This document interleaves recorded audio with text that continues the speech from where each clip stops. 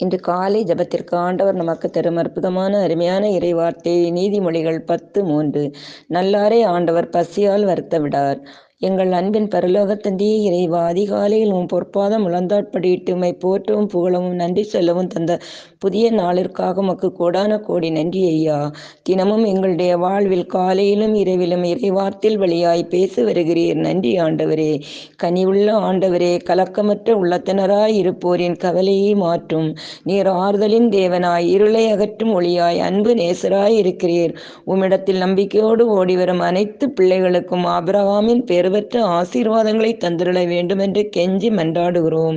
எங்கள் குற்றங்குறைகளை மன்னித்து உமக்கு பயந்து வாழவும், உமது வார்த்தைகளுக்கு கீழ்ப்படிந்து உண்மை உள்ளவர்களாகவும், பிறரை அன்பு செய்யும் உள்ளம் கொண்டவர்களாகவும், பிறரை காயப்படுத்தாதபடி கனிவான வார்த்தைகளை பேசவும் நல்ல உள்ளத்தை தந்திருள வேண்டுமென்று இயேசுவின் நாமத்தில் ஜெபிக்கிறேன். ஆமேன்.